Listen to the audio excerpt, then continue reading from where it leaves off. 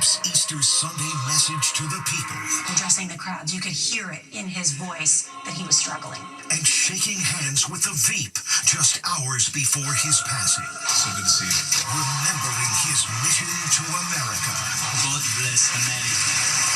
The moment he blessed his mini-me, here she is, all grown up. What is it like to know that you met the Pope? And the Trump factor. Does President Trump have a favorite candidate to become the next Pope? Do you have any favorites? The real-life conclave that will pick the new Pope. How real is the movie? And the day he invited our greatest comedians to the Vatican. Chris Rock, Whoopi, Stephen Colbert. He gave me a rosary, and I'm going to give it to my mom. A special inside edition, Death of the Pope. Hello, thanks for joining us. I'm Mary Kelly, and today for Deborah. Around the world, 1.4 billion Catholics, along with people of all faiths, are mourning the death of Pope Francis. There have been worries over the Pope's health in recent months after his 5-week hospital stay for pneumonia. And when he appeared at the Vatican yesterday for Easter, there were hopes he was doing better, but that comeback is now being seen as a goodbye. Stephen Fabian begins our team coverage. The world is in mourning today. A somber mourning at the Vatican and around the world. Remembrances pouring in from every corner of the planet. Pope Francis' death was announced on social media. He passed away at 1:35 a.m. Eastern Time, 7:35 a.m. in Vatican City. St. Peter's Square is just filled with a deafening silence as faithful flock here to mourn the passing of Pope Francis. His death, just a day after he celebrated Easter Sunday at the Vatican, was jarring, but not a complete surprise. CBS News senior correspondent Nora O'Donnell interviewed the Pope last year. You can tell that in the past year, his health problems have really affected him. And certainly yesterday, in addressing the crowds, you could hear it in his voice that he was struggling. I know he was advised not to make these appearances on Easter Sunday. Is that right? Remember, he just got out of the hospital a short time ago after spending 38 days and nearly dying in the hospital while he was suffering from pneumonia. Today, the Vatican released the Pope's official death certificate, which states he died from a cerebral hemorrhage caused by a stroke that led to irreversible heart failure. There's a lot of questions about whether he was out and about and that increased the stress levels for him. But ultimately, a cerebral hemorrhage, which is what the Pope passed from, is something that is pretty frequent in elderly people, especially people over the age of 75. So good to see you. One of his last meetings was with Vice President J.D. Vance, who converted to Catholicism in 2019. The Veep was given Easter eggs for his children and a Vatican tie. Today, Vance says he was obviously very ill. May God rest his soul. Last night, Pope Francis took one final trip around St. Peter's Square in the Pope-mobile to the delight of the Easter crowds. He will lie in state in St. Peter's Basilica for 3 days, but even in death, he left instructions filled with humility. We do know that Pope Francis has changed some of the funeral rites to reflect his modesty. Usually they're on a pedestal, but actually his will be lowered to the ground. It will actually be an open casket.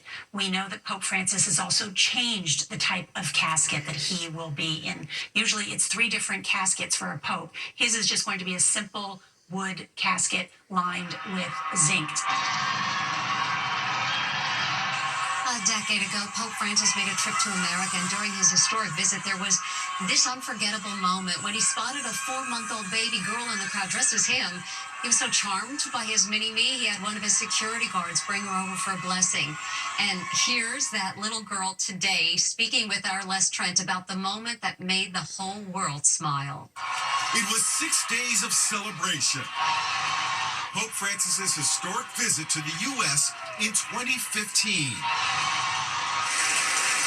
He became the first pope to address a joint session of Congress. The land of the free and the home of the brave.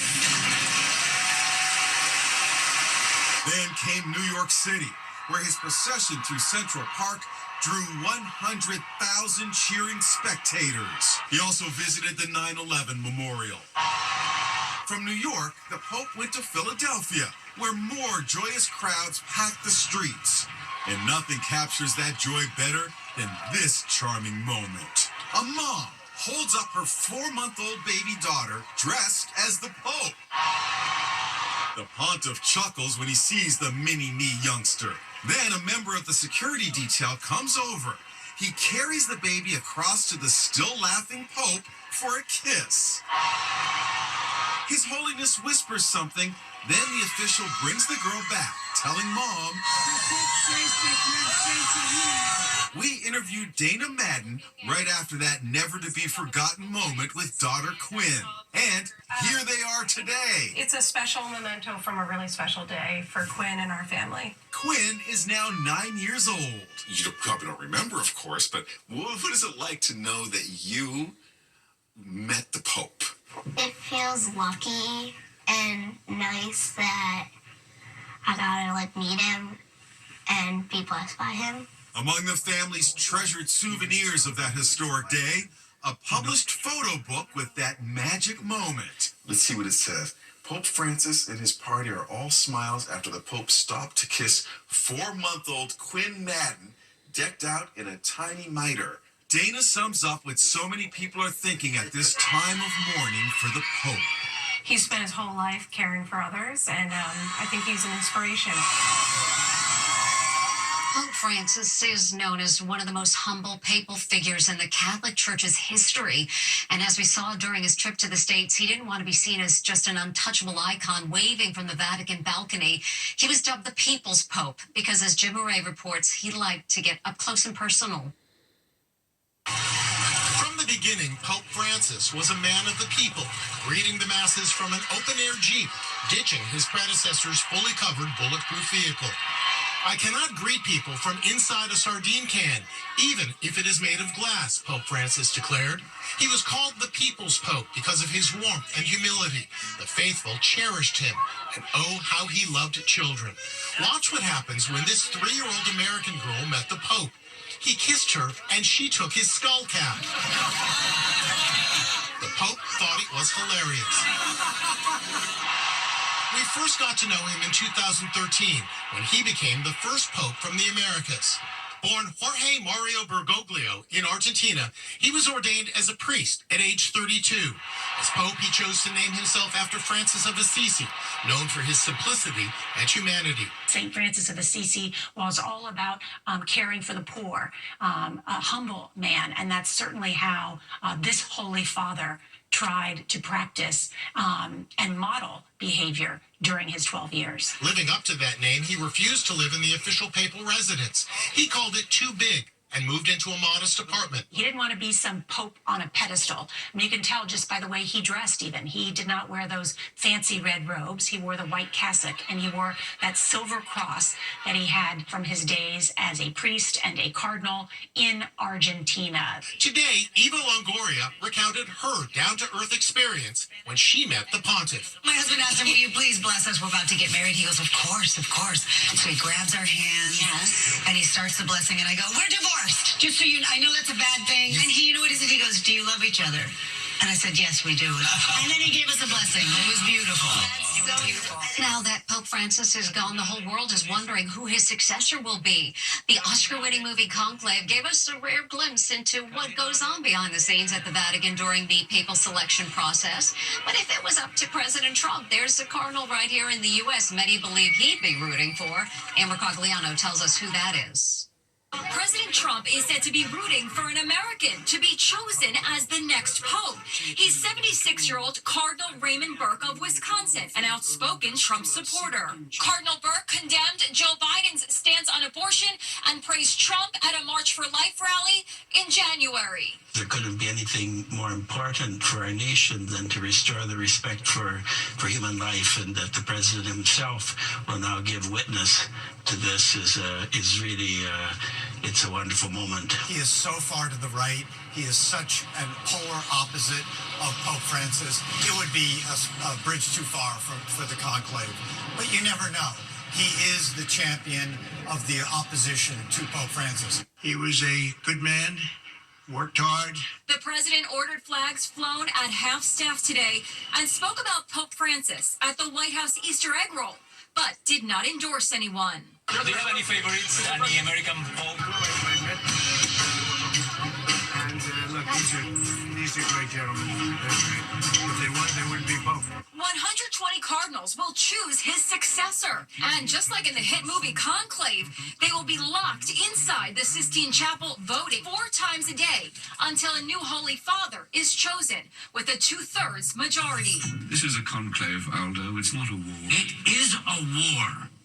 And you have to commit to a side. Ballots are burned and white smoke rising from this chimney heralds the selection of a new pope. So who are the front runners? Cardinal Luis Tagla, a 67-year-old Filipino, would be the first Asian pope. He is said to be Pope Francis's personal pick to succeed him. Just last week, Tagla greeted him on his release from the hospital. 76-year-old Cardinal Peter Turkson would be the first African pope. He's from Ghana. 70-year-old Cardinal Pietro Parolin is the Vatican's Secretary of State. He is seen as a potential compromise candidate. In 2 weeks, there'll be a new conclave. Only then will we know. Today, President Trump announced that he and First Lady Melania will attend the Pope's funeral. This will be President Trump's first international trip of his second term. In public, Pope Francis usually took a serious tone talking about the world's problems, but behind the scenes, those close to him say he liked a good joke like the rest of us. That's why he was all smiles last year when he hosted 100 famous comedians at the Vatican. Is that Jimmy Fallon shaking hands with the Pope? Look, some of the world's best-known comedians gathered at the Vatican for an audience with the pontiff last year. It was called a conclave of comedians. There's Whoopi Goldberg. There's Julia Louis-Dreyfus. Stephen Colbert stood in the receiving line. Also Conan O'Brien. Chris Rock shook hands. And there's stand-up comic Jim Gaffigan. Look at how the comics enthusiastically stood as the Pope said goodbye. When they returned home, they all shared their thoughts about this special day. It was fantastic. What an honor. Thank you, Papa. Francis was so nice. And after shaking his hand, I can walk again. He gave me a rosary, and I'm going to give it to my mom. So, and then I'm going to take it away and sell it on eBay. Fallon joked that he asked the Pope for something very special. I asked if we can get an Emmy nomination this year, and he's going to work on it. The Pope decided he wanted to tell us that what we did as humorists and comics was really kind of important. Today, Whoopi posted her condolences.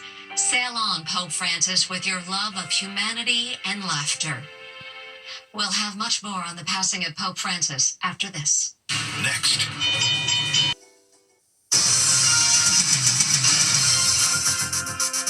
You definitely don't want to open your front door and see this. Not one, but 2 giant alligators. One even tried ringing the doorbell. Allison Hall spoke with the stunned homeowner. It's a crazy scene in Florida. An alligator appears to ring the doorbell. Anybody home? Then the creature tries to claw his way into the front door as his good buddy hangs out on the porch. Imagine waking up to these monsters at your front door. Did they actually ring your doorbell? He looked in it and he scratched it. He tried to touch it. The big joke down here is it's mating season, so they were looking for, a nice room. And monster hail pummels a front porch. It's not much safer inside. It's shattering the kitchen windows. It just started sounding like gunshots going off. It was so loud. Mother Nature's wrath came down on Jacob and Chelsea Pettit, just outside Omaha. We had every bit of 3-inch hail coming down at us. How scary was that? It was terrifying. The hail was coming so sideways through the window, it was denting a stove. On the other side of the kitchen? On the other side of the kitchen. Tornado winds also struck Omaha. Watch as construction workers cling for dear life to a metal roof. When we come back, remembering Pope Francis and his lasting legacy.